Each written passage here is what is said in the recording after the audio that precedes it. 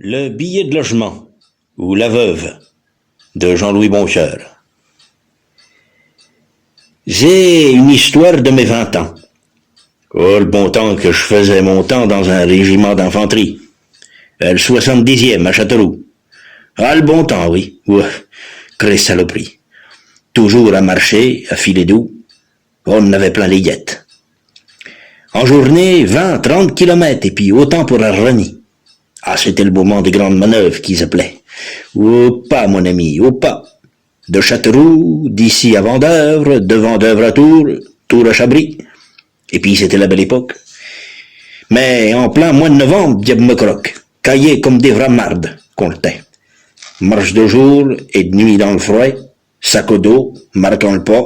Une, deux, les gradés, ils s'en foutaient, eux. Oh, la journée, ils allaient à chevaux, et je te trotte, et je te caracole, et puis le soir, ils couchaient au chaud, je le maire ou la maîtresse d'école. Mais nous, on avait droit de coufneau, rouler dans un bout de couverture, ou brin à l'abri dans une bouchure. Ah, ça, je vous le dis, c'était le bouquet. Oh, gelé comme des vrais mardes qu'on l'était.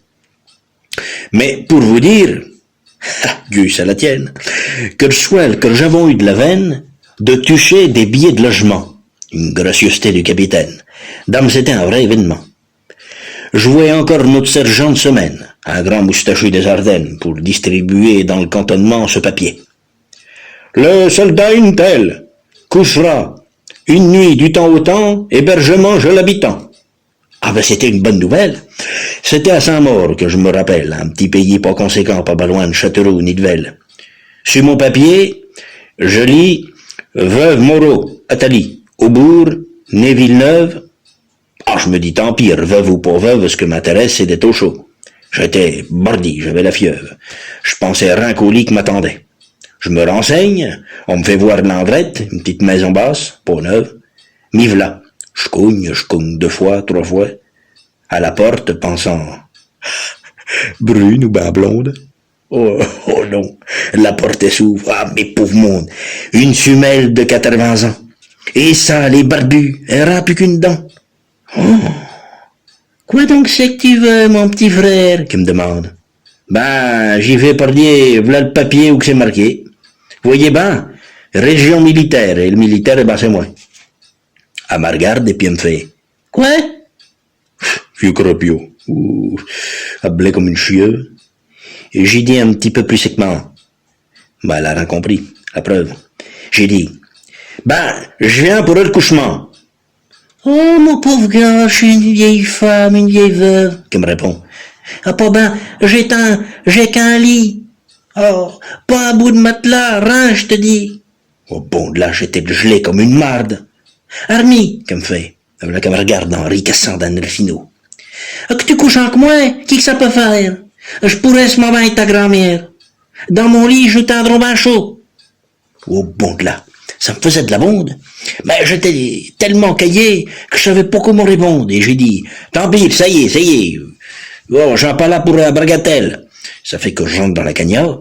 Je vais direct au lit, puis sans chandelle, je dépose dans la rouette mon barda. Je quitte mon harnais, ma gamelle, ma capote, ma veste, mon fanésard. Je garde mon canson à tout hasard. Hein.